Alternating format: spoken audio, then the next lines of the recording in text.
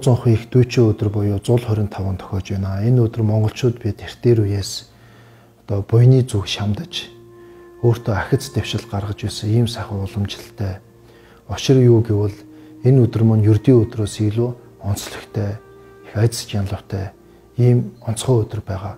Яагаад тийм болсон бэ гэхээр богд зонхууд эзс энэ өдөр ердийн хүн муу сэтгэлийг хэрхэн ялж дийлж, эцэстээ гэгэрч муу сэтгэлийг ялж дийлсний үр дүнд олдог бурхтын эрдмийг олох энэ зохиолыг үзүүлж энэ өдрийг өөрийн таалал ёроолын хүчээр ацлаж юм онцгой өдөр болон хувирсан байдаг. Богд зонхуу ингэж залбирч онцгой болохоос гадна түүнээс хойш үе үеийн эрдэмтэн дээдс ичэд олсон номын хүч чадлыг олон хүнд хүртээж байсан олон дээдсүүд бас таалал ёроолын хүчээр энэ өдрийг онцгой болон хувирсан байдаг. Ийм өдөр учраас бусад өдөр хүн сэтгэлээ сайн болгоё, муу үг хэлтэгүүл түүнийгээ багасгая, бүр болиё. Хүн биеийн үйлдэлний болгоомжгүй, бодлогогүй асуудалд өртөх гээд байдаг бол энэ дэр би ахиц дэвшил гаргая. Эсвэл хэн нэгэнтэй ойлголцохгүй, хэн нэгний гомдоож, хэн нэгэнд өөрөө бас муугар хандаж явсан бол хүнийгээ засаж залруулахад үр дүн одоо энэ өдөр нь онцгой учраас бусад өдөртэй харьцуулах үр дүн гардаг. Хүн нийтийн сайн сайхны төлөө, нийгмийн сайн сайхны төлөө бүрэн ажиллах юм бол хамт олон гэр бүл хувь хүн өөрөө ирээдүйд сайн сайхан байя, сайн сайхан зүйл тохиогоосэй гэж бодоод энэ өдөр мэгзэм нэг унших байна уу? Эсвэл энэ өдөр зуул өргөх, энэ бүгдийн буйн нь бусад өдрийг бол бодох юм бол илүү аривчдаг, үр дүн нь онцгой гарч тэр хүн боловсрдог ийм учиртай өдөр юм байна. Ийм учраас энэ өдөр буйны зүгтийг хичээж ингэ шамддаг болсон цаана ийм учир утгатай. Хүн явал муу сэтгэл, муу явдал мөр энэ бүгдийг арилах уу? Явал хүн эрдмийн төгс болох вэ гэж бурхан багшаа айлдсан.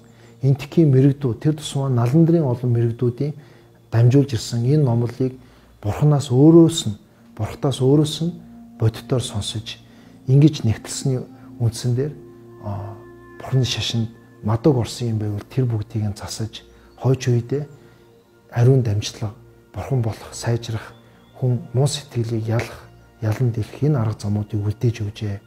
Ингэж үлдээж өгсөн 18 бот дээр үе зарим мэрэгдүүд 19 гэж нэрлэдэг.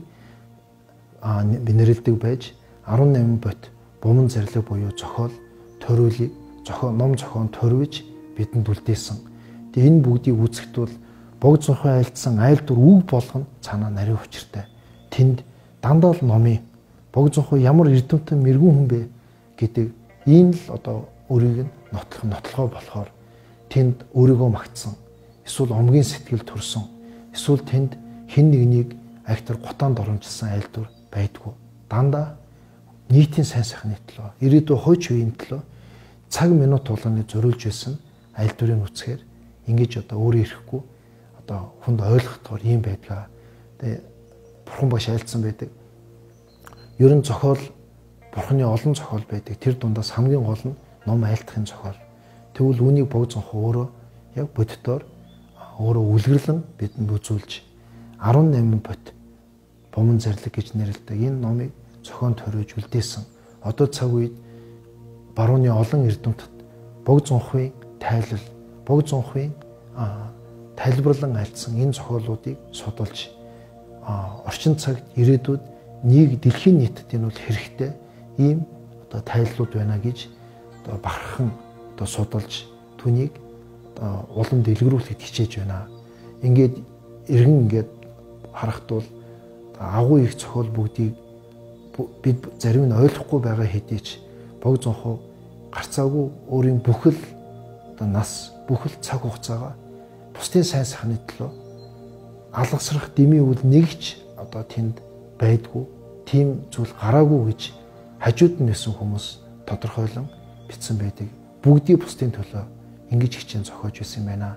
Энэ бүгдэд даган баясаж энэ 125-ны дүүчийн өдөр бүгдээрээ аль боломжоор өөрийгөө дайчлан хэнийг бид гомдоож байсан түүнийгээ бас намжлах, би ямар алдаа хийж байсан түүнийгээ засаж залруулахын төлөө, би ирээдүйд ямар сайхан юм хүсэж байна түүнийгээ ёроол тавьж тэр бүгдийн төлөө одоо мэгзэн унших, зул өргөх, цаг зав нь болдог бол орон хий дээрээ эргэл мөргөлөөр явах, эсвэл өөрийн хүндтэй аав ээж гэр бүлээ баярлуулах, ямар ч сайн үйл бүгдэд хичээе.